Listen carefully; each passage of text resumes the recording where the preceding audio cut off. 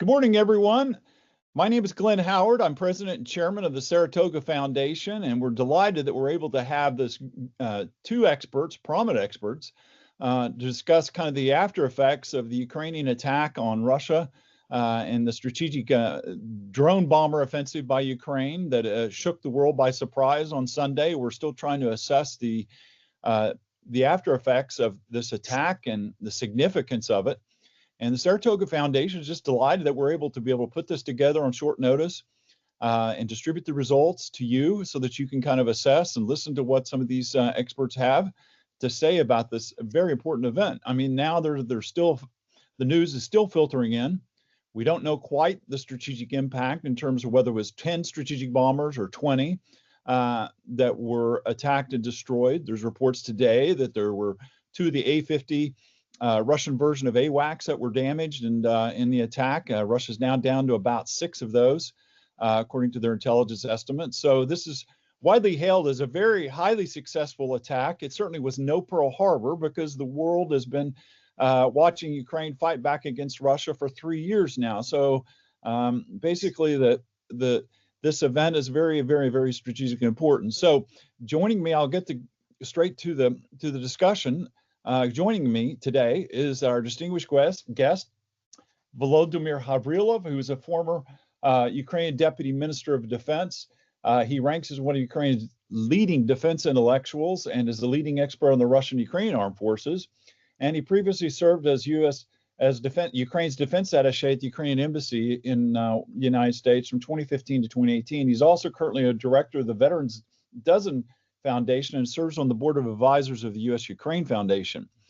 Joining us also for commentary is the one and only Wes Clark, former Supreme Allied Commander of Europe, a native of Arkansas, someone that's been very supportive of me and my career and involvement with Saratoga Foundation and other things. And Wes is certainly someone that is a major strategic analyst and keeps a very close eye on the situation in Ukraine. So we're delighted that a former SACEUR is able to join us today and give his perspective on what the military implications of this attack are. So, Volodymyr, I'll turn the floor over to you. And so give us kind of your assessment and congratulations on this stunning attack that's taken the world by surprise. You could certainly time people in Kiev now to do a victory lap in terms of catching the Russians by surprise, but not for the first time. Sir, over to you. Okay, first I would like to welcome Wes Clark. We met a couple of times and always have a huge respect to Joe for your efforts in your career and your attitude to Ukraine. Yes, this event was a real kind of festival for people here in Ukraine.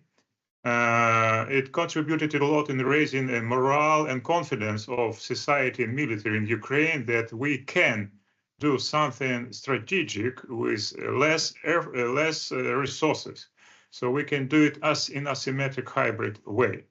And of course, everybody understands how sophisticated was this operation, and the result was impressive. And first of all, we targeted aircraft, Russian strategic aircraft, which were launching cruise missiles against Ukraine from 2022. Once in 2-3 weeks, some kind of Tu-95 or Tu-22, they launch, first of all, very dangerous X-101 cruise missiles to our industry, to our infrastructure, to our energy facilities. So for Ukraine, it was a real headache from 2022. We had several attempts to reduce the numbers of the strategic aviation. So they lost a couple of them in different situations. But the result of the 1st June was about real impact on strategic capability of Russian aviation. We are not discussing here in Ukraine about this nuclear threat. For us, it doesn't matter what kind of organization these aircraft are. They are used by Russia against Ukraine. And that's why we are looking for any possibility to destroy them. So the impact positive is very high here in Ukraine. It's also very tough situation for Russia. We see some kind of demoralization of the society, confusion among the leadership, which also contributes a lot in the success of our course, of Ukrainian course in this war. Well, thank you. Wes, would you like to share your thoughts on what happened and what it means? Well, thanks, and thanks for the opportunity to speak here at the Saratoga Foundation with Vladimir. Look, I think that the attack was a long time in coming, totally justified, and gave a powerful boost to the friends of Ukraine who believe that this war is not lost, that Ukraine does have cards, and that we will find a successful way to end this war for Ukraine and convince Russia that it's losing.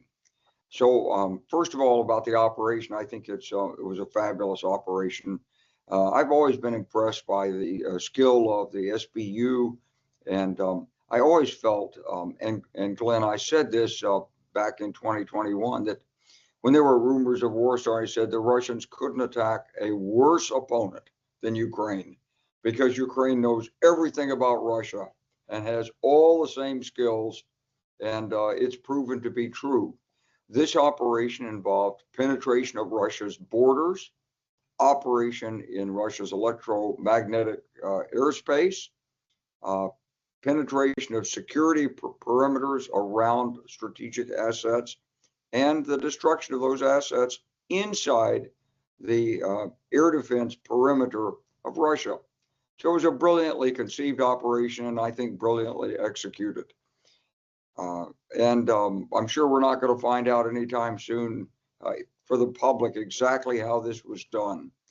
But imagine 117 drones, each individually controlled, taking off at a certain time, and the leaders and organizers were already out of Russia. It's a real testament to the sophistication of the R&D development teams in Ukraine and their ability to employ innovative technology and tactics on the battlefield. Now, I have heard some people say, well, this might be really bad because part of the strategic triad may have been attacked. Well, possibly. And the quicker Russia understands that it can lose everything in this war, the sooner the war will be over. So I wouldn't put any restrictions on Ukraine in attacking Russia's strategic triad. And Glenn, I just want to say one more thing about this. You know, Russia has continually threatened the nuclear weapons. There's been saber rattling from the beginning. And Ukraine is a technologically sophisticated country. No one's ever said this in Ukraine publicly or to me. But if I were Ukrainian, I'd sure be thinking about, could we have a nuclear weapon just to make sure Russia doesn't use its nuclear weapons? And so I think when there's talk of the danger of striking Russia's strategic triad, I think you should reverse that. I think Russia should be very concerned about these nuclear threats, because these nuclear threats are going to come back to haunt Russia. Well, that's the question I wanted to ask, is that going forward, the fact that they've attacked, well, there was initial reports said 5 air bases, now they're saying 4, and how Russia disperses its strategic bombers now in this kind of a whack-a-mole strategy where they're having to shuttle their bombers back and forth. I mean, striking as far as Murmansk, Olynya Air Base was hit in the Arctic. It really shows that Ukraine has no limit in terms of its ability kind of to strike Russian airspace deep in its rear. So how do you, as a planner in the Russian Air Force, how do you adapt to this type of covert threat where you're not sure that some lorry parked outside your airbase is going to unload a load of drones on you? Do you think the Russian Air Force has to now start shuttling back and forth and trying to move their assets around, hide them, disperse them? Because it doesn't really seem like they don't have too many there's only so many air bases in Russia, and Ukraine's shown its ability to hit all of them. Wes, you want to address that? Yeah, first of all, we started to target the airfields with strategic aviation from 222 with some kind of options, limited options we had at the time. We targeted the nearest one in Volgograd area, which we can reach with some kind of drones. But it's a huge drones, big drones, long-range drones, and we started to deploy first examples and options in 23. And so we targeted a couple of times of the airfield, the nearest airfield with strategic aviation. After that, Russia moved the SS to the north, to Murmansk area, and to the east. And it has become a problem for us to reach them because we didn't have long-range drones to do the job. And Russia invested a lot in air defense, trying to avoid just the risk from the long-range drones. But they were never were ready for FPV type drones to be deployed somewhere deep in Russia. So for them, it was kind of totally unacceptable, not expected event, which could not easy to imagine. Because FPV drones, they need operator, which is maximum 20 kilometers away, not 100 even, not 1,000, not 5,000 kilometers like in Irkutsk airfield this last strike. So for them to use FPV drones against strategic aviation, it was nonsense because they couldn't imagine how to deliver that kind of capability to the area. Of course, they try to protect the airfields with some kind of domestic solutions because air defense is not working against FPV drones. You can't shoot down FPV drones with regular artillery, for example, or missile because it's very small, not easy to detect, and it's used in front line in mass, in dozens and hundreds.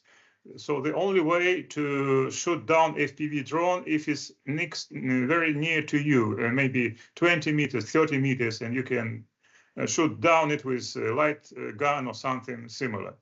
But classic air defense means are not working against that kind of threat. That's why they were not ready to protect the airfields against FPV drones.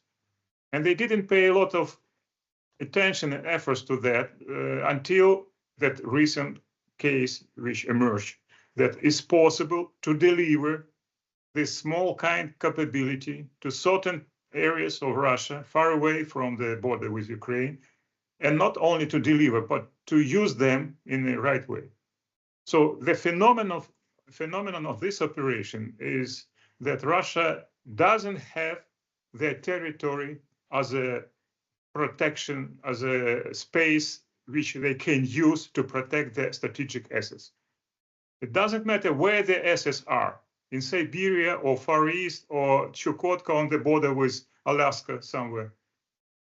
They are vulnerable to that kind of threat, and they have to think what to do with that.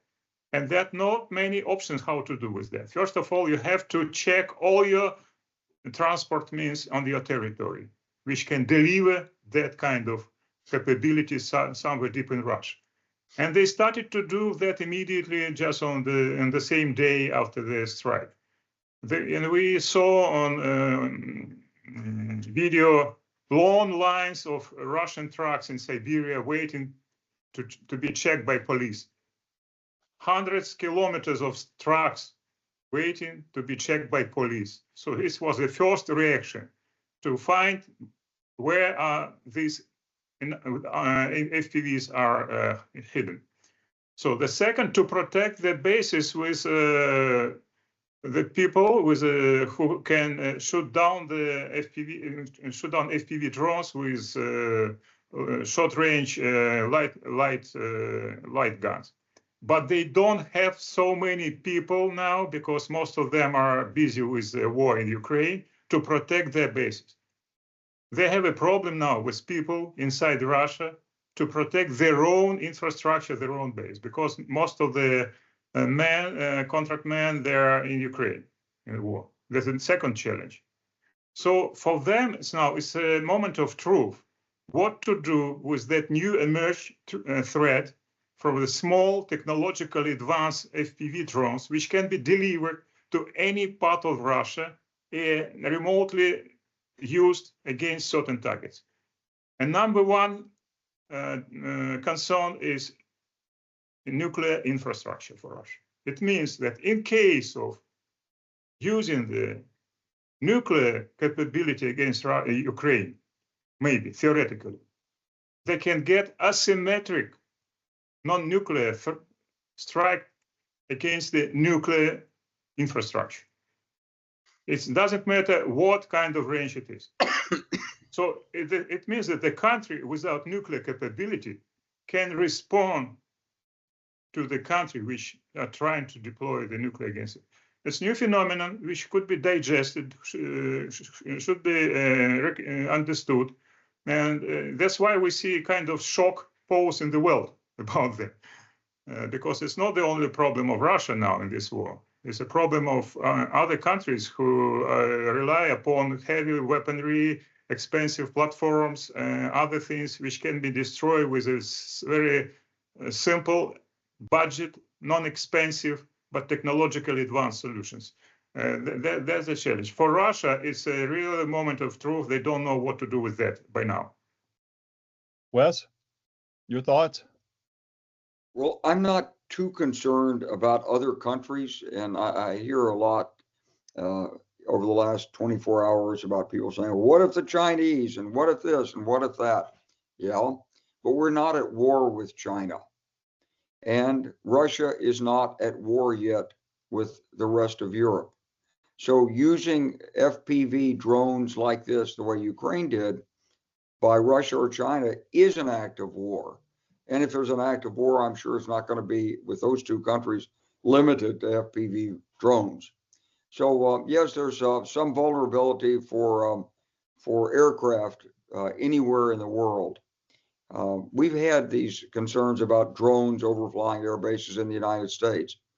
What we know is beam weaponry is available, lasers to shoot down drones. They're coming. Apparently, the Chinese have already issued some to the Russians for test purposes and so forth. So the next phase of this is drones have to be protected against beam weapons, against electromagnetic pulse, and against relatively high-powered lasers. And it's another aspect of an arms race.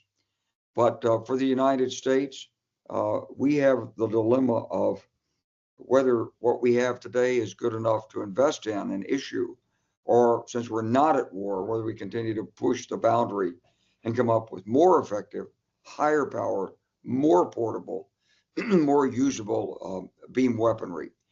But you know, Glenn, if you step back and look at this for a minute, what's happened here is that what was supposed to be a Russian coup de main against the Ukrainian government, which would have led to the collapse of Ukrainian society, the folding of its military, Russia stepping in, it didn't happen. And then a big Russian maneuver force was supposed to break through, and it didn't do that. And so you have a relatively static battlefield over 3 years. And when you get that kind of static relationship, you're going to have a lot of technological and organizational innovation. So this isn't the last that we're going to see of innovative tactics. Now, we've got to figure out how to take care of fiber optic drones.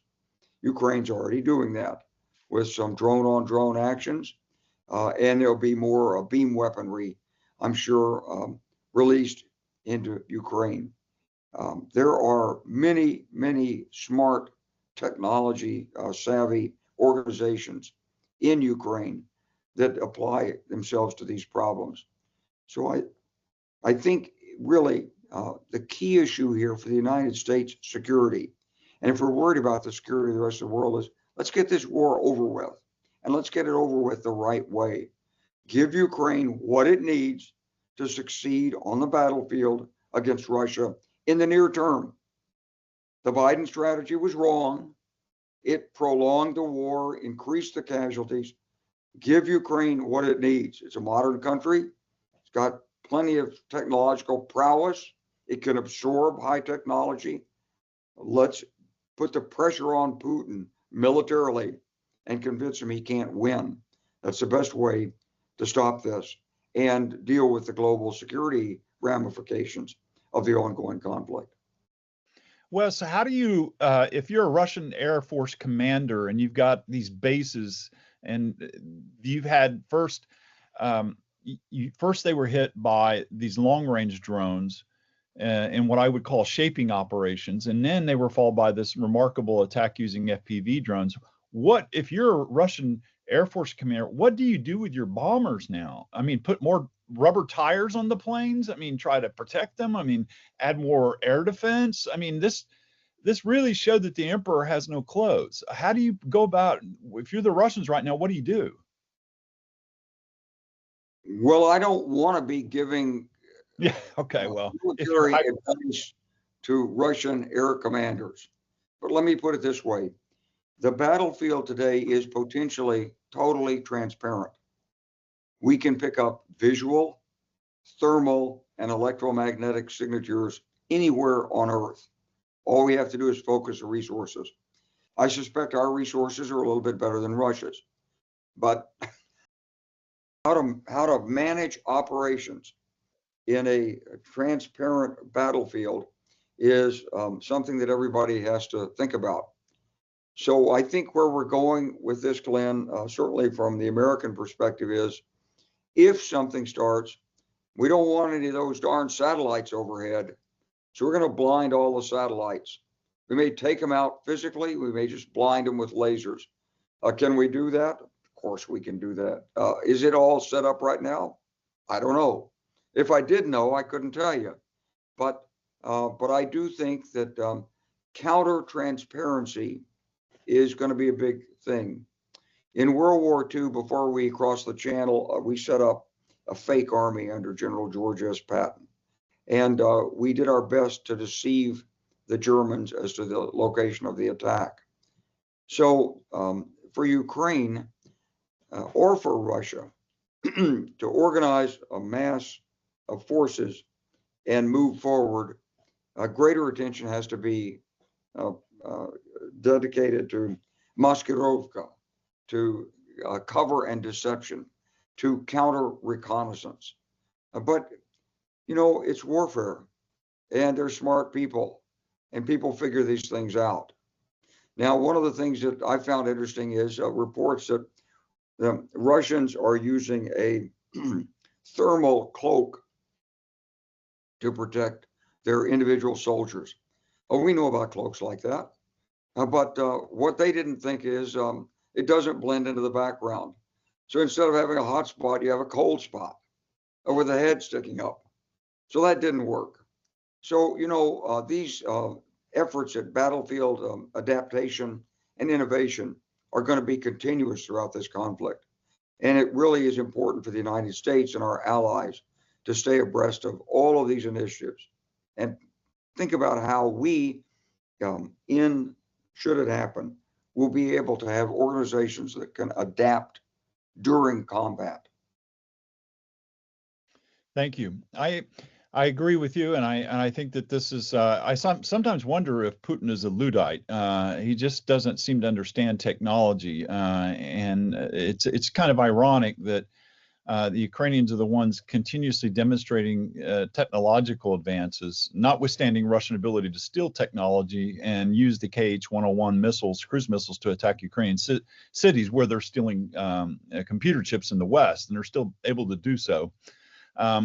But General Havrilov, I want to ask you a question here. You mentioned something that's really important in Russian military thought.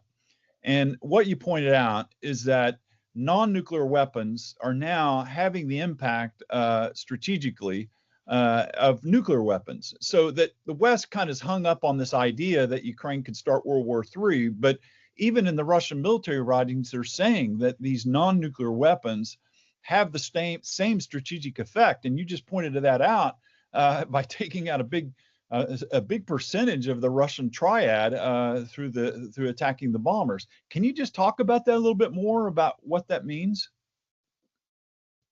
First of all, it's about the capability to deliver something striking effect on the long ranges.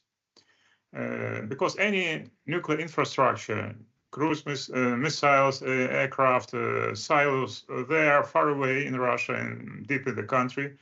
It's not easy to reach them, for example, and they have to understand in Russia that to destroy some nuclear assets, it doesn't mean to send a missile against it.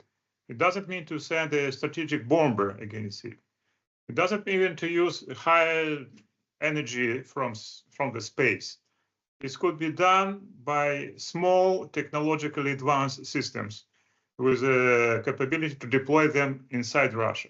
And there is a challenge for them because they understand that in case of deploying the nuclear capability, even on the tactical level, as they threaten time to time to use in Ukraine, it means that the response, asymmetric response, non-nuclear response could have the same effect as a nuclear. If a nuclear asset is, I am not talking about maybe even as silos or strategic missiles in Russia. I'm talking about nuclear infrastructure, research centers, nuclear power plants, which not, of course, we would like to avoid that kind of scenario. But if they target our nuclear plant, for example, with something, it means we have capability to target their nuclear plants in Russia. And now they understood it clearly that it's possible for Ukraine, is feasible, and it was demonstrated. That's the issue, that Ukraine have asymmetric, non-nuclear, non-strategic bomber capability to have the same effect on Russian infrastructure in case of escalation of the war from their side on our nuclear infrastructure. That's the issue. Before that, we were very limited with our responses to Russia because we used only long-range drones, which are vulnerable to air defense, jamming, and other things. But now that operation demonstrated that it's possible to do. Of course, it's not easy to do. This operation was planned long ago, and of course, it involved a lot of preparation. You can't do it ad hoc, but you can prepare a lot of things to start it in case of something. Well, you raise a really interesting point that I hadn't thought about, and that's that Ukrainian drone use is now creating a deterrent-like effect.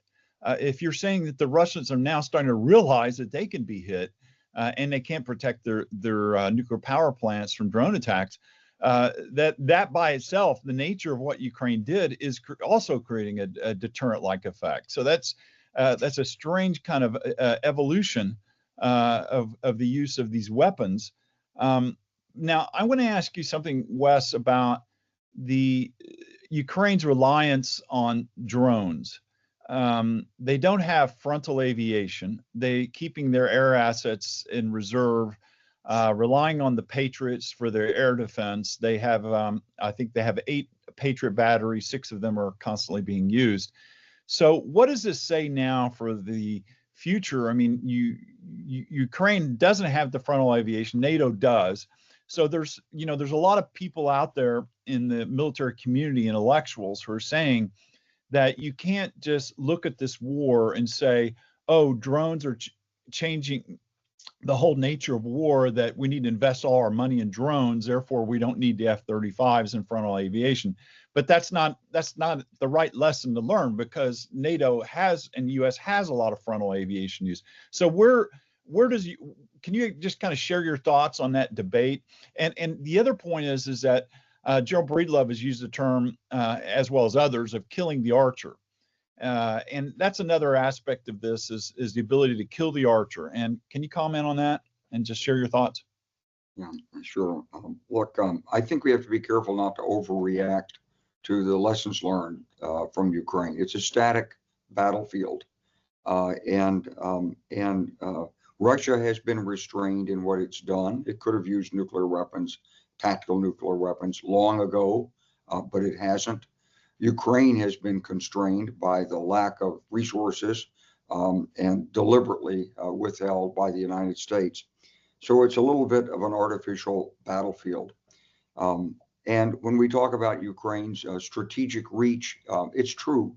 This operation showed strategic reach, but to attain a real impact, it needs to be repeated and at intervals that show that it's as common as being able to penetrate enemy airspace by jamming radars. And I don't think right now, unfortunately, I don't think Ukraine can do it. Maybe they can. Maybe they've got another couple of these in their hip pocket. If they do, and if they take out Russian energy infrastructure and ammunition plants this way in a bold sweep, then I think you're going to have a real deterrent effect.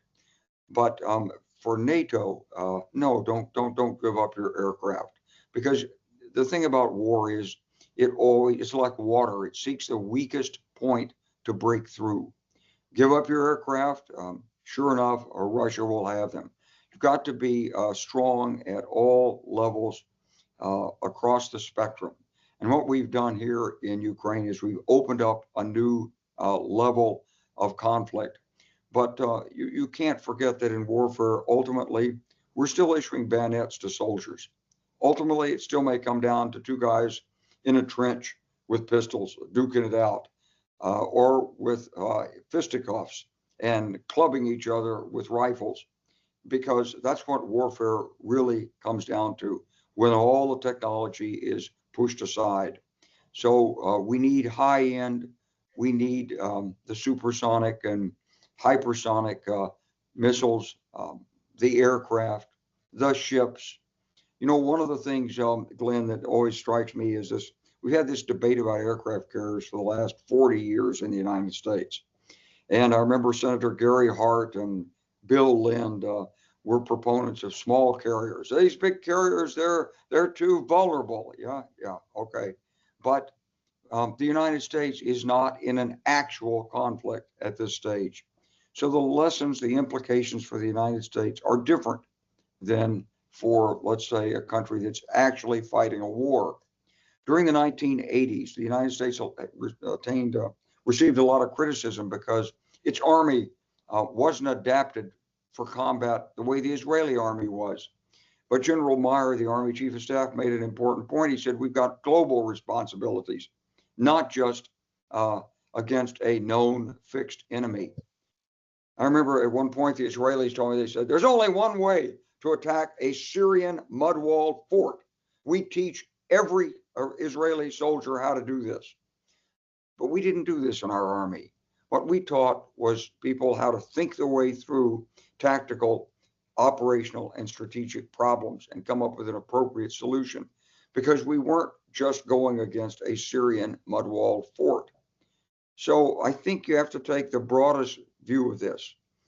And unfortunately, this argues against some of the current thinking of the administration of trying to, let's get on drill, let's launch 500 drones, let's make the straits, the Taiwan Straits impassable, blah, blah, blah, blah, blah, blah. There's always a lust for a single simplistic solution. But as the conflict in Ukraine shows, there are no simplistic solutions. The human imagination is unlimited. Technological advancement is inevitable. And so whatever fence you build, whatever camouflage net you erect, whatever jamming you establish, there's a way to get through it. So you have to be full spectrum dominant if you're a country like the United States.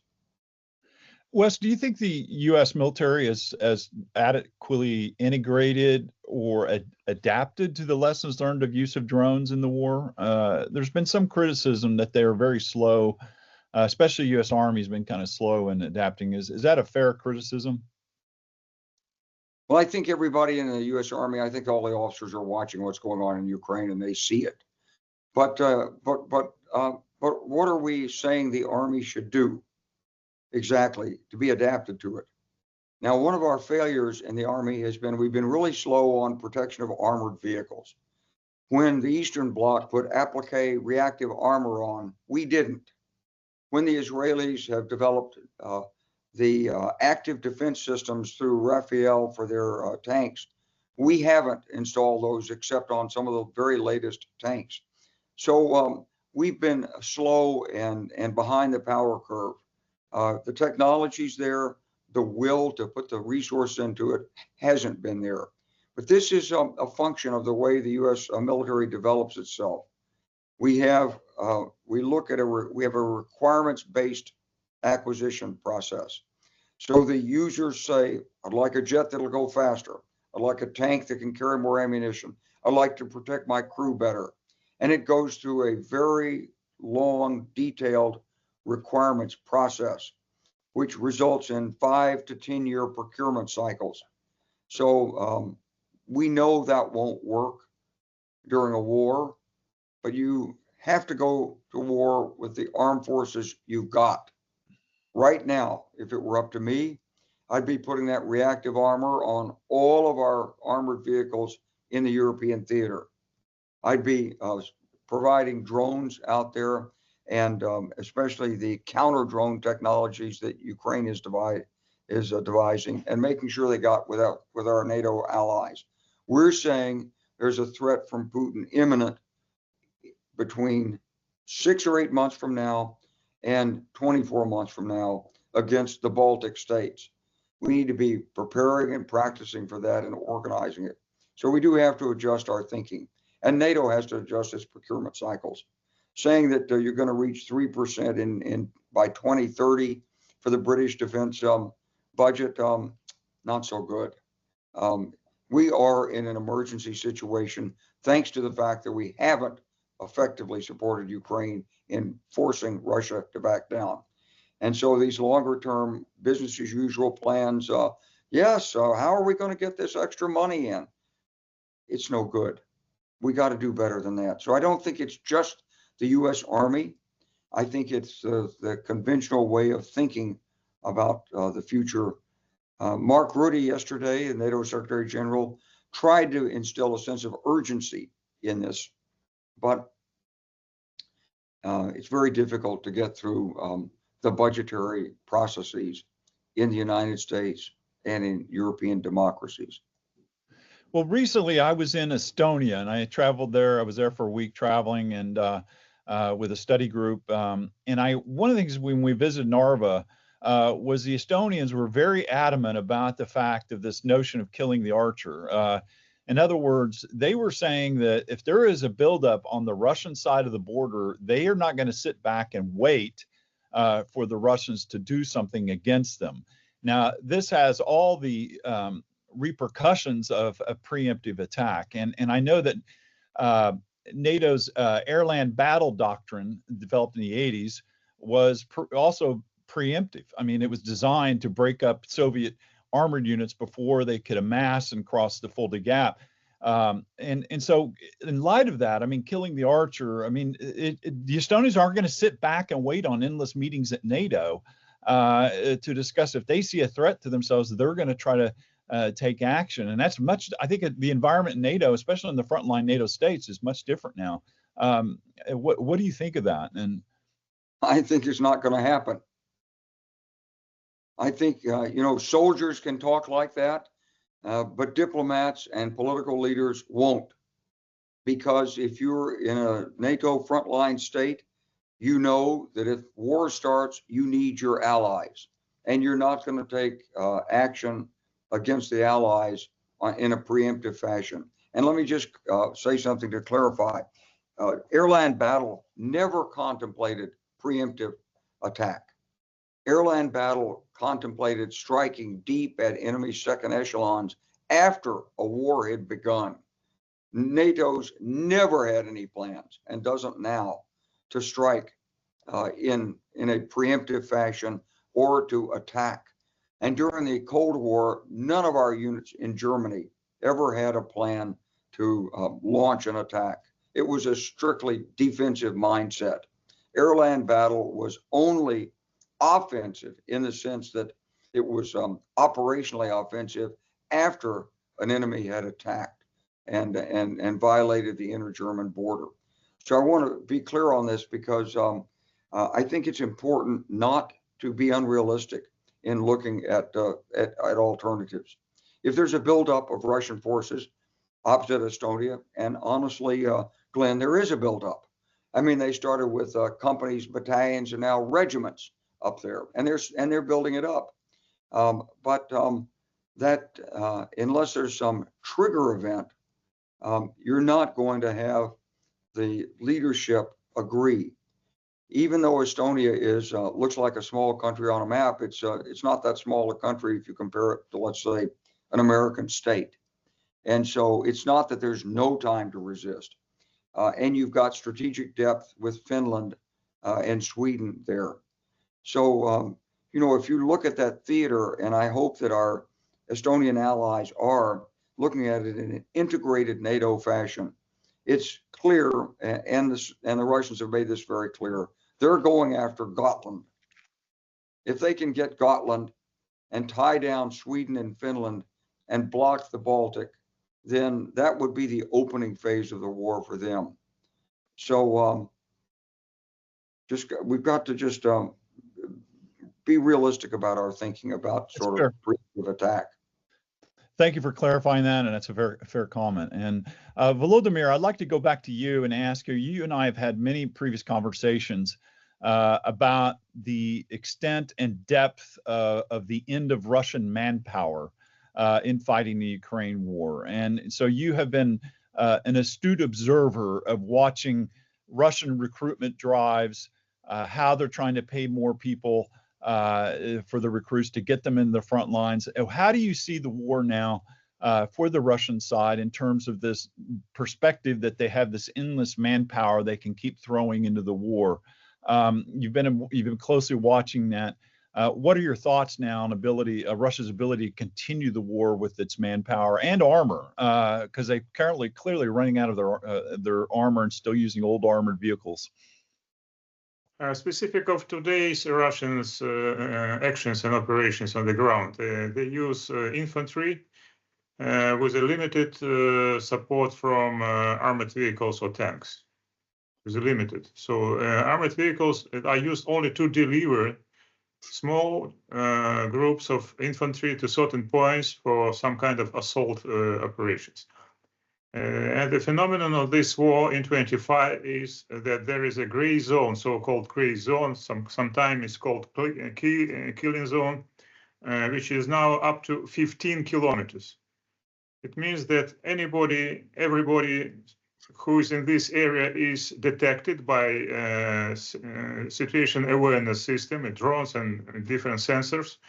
And there are a lot of killing machines starting from precision strike artillery to FPV drones. It means that these 15 kilometers is difficult even to come through with logistic or anything. And it's an area where classic means transportation can't be used in the right way. For example, we are now provide logistics to our units in the line of contact with robotized system. It means the small robotized platform, they can deliver ammunition, evacuate wounded, to deliver electricity or something else. If you are trying to do that with a traditional way, sending a car or armored vehicle with the people, it could be destroyed very, very fast. It's a phenomenon. That's why for Russia it's a huge challenge, because when this technological capability started to deploy from Ukrainian side in the end of 24, they immediately Russia started to get a lot of losses among infantry. First of all, 80% of losses of Russian infantry comes now not from artillery or light guns or mortars. They're coming from drones. 80%. And it means we are in the situation that it doesn't matter how many people do you have sometimes, because they can't reach the line of contact. They are destroyed. Most of them are destroyed on the way to them. Recently, I was present during the conversation of one of the higher commander here with one of the brigades in the East Ukraine. And they talked about the number of people they have in the brigade. in terms of how it corresponds to requirements of the personnel. And the answer was that they have less than required, for example, people. Next question was, why you are not asking this question, not putting these questions on the high level as emergency? And the answer was, why I should bring these people to the area of high risk if I destroy everything that is coming to my direction from Russia on the distances 10, 15 kilometers with drones? Why I should risk any people in my territory under which I control to put them under risk of a Russian artillery or drones? It means that the brigade, which is in peacetime, is around 1,500 minimum people. Now, the area of the responsibility is 50 kilometers or 10 kilometers, or let it be 15 kilometers width, is protected by specialized units which are using drones. Specialized units, people who are competent how to use them in the right way. They have a system, situation awareness, to know where the enemy is down to the soldiers on the distances up to 50 kilometers. And they have a capability to destroy targets down to the soldiers on the distances 15, 20 kilometers. This is totally different situation. So Russia, they recruited a lot of people in the end of 24 and beginning of 35 for money. It's not mobilization, it's just people join the Russian military for money, and they raise the incentives for those people to join it in several times in some regions, just to make the service attractive. Now they have a problem now, because the number of desires to join the military, even for money, given the level of losses, is in decline. So sooner or later they face the issue or the challenge about the mobilization. And mobilization in Russia is politically dangerous. Most of the people there silent, but they don't want to be mobilized. They don't want to join the military because they see the graves of hundreds of thousands of the compatriots next to the villages and cities. They know the reality of the war in terms of the losses of Russia. And this is a challenge. And of course, it's about the money, resources. And the Russian economy is now in decline. We know about that. They lost 3/4 of the national fund, special fund, in 3 years. We are in the 4 year now. It means by the end of this year, they will lose the rest of the national reserves of money to sustain this war. And all this rhetoric about the capability to have a long war with Ukraine is an informational warfare, it's a propaganda. And in this situation, if they are pressed by additional sanctions from the United States, I'm not talking about even a weapon for Ukraine, sanctions, heavy sanctions on the energy, oil, and other things, together with the European Union.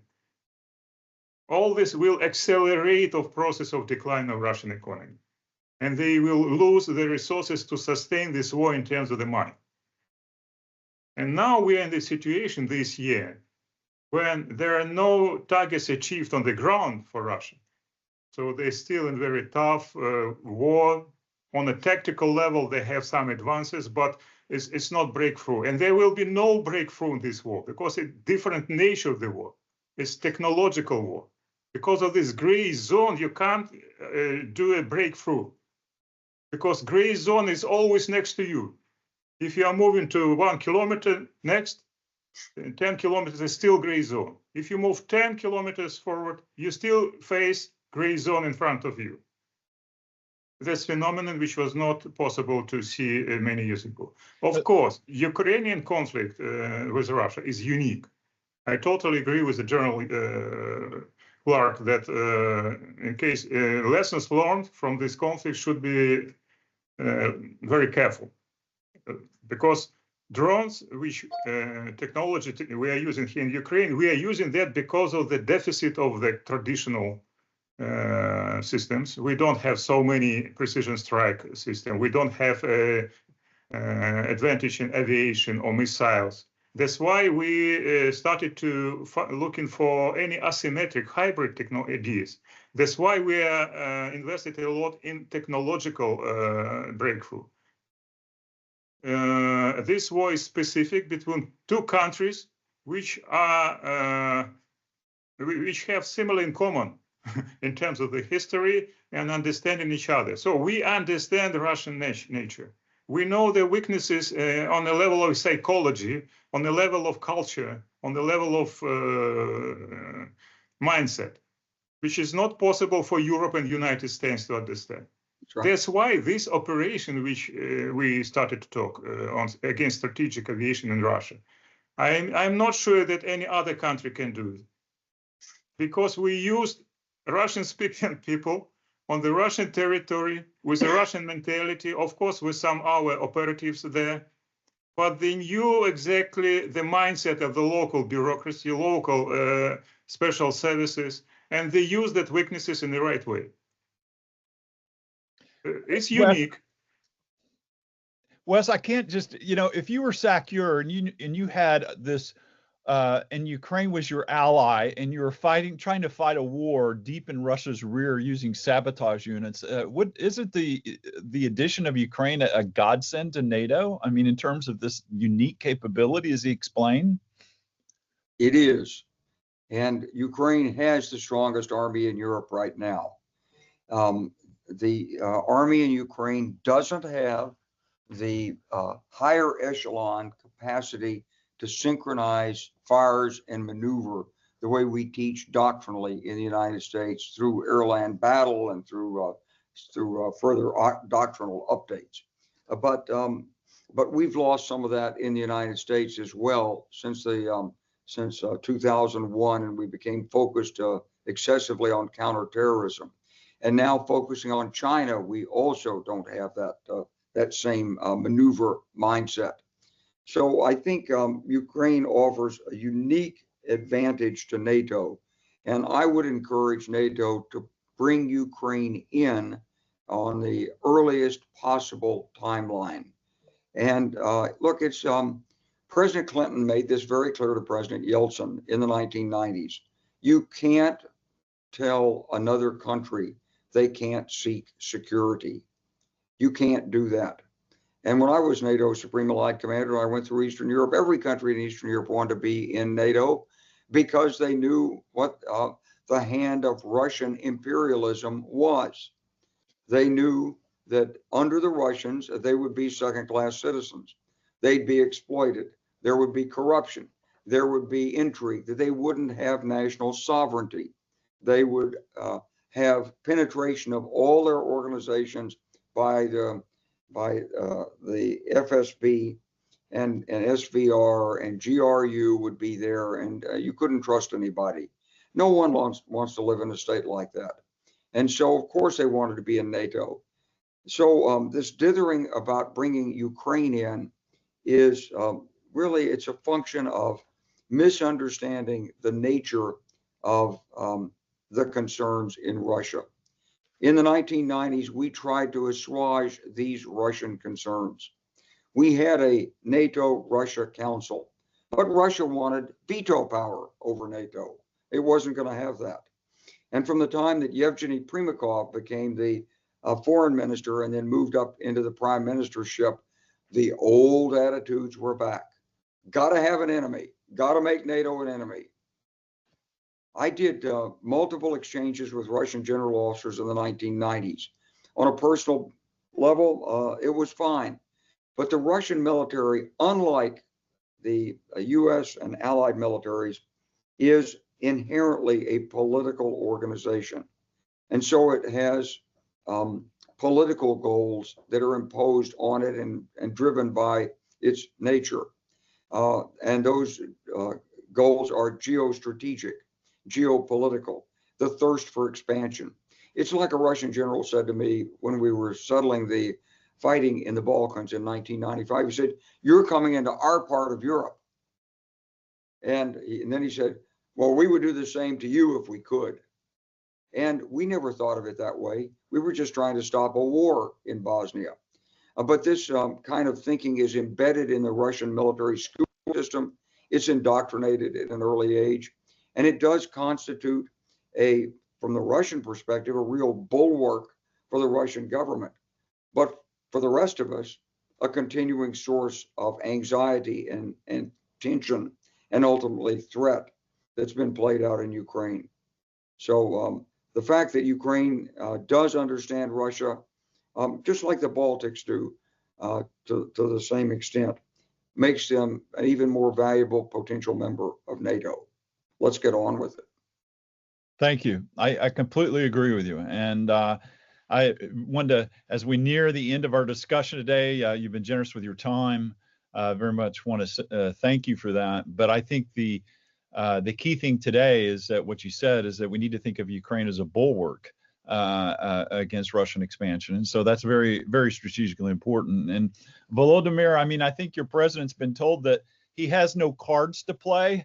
So I think you congratulations with this excellent operation, well planned, well timed. Secrecy level was extraordinary.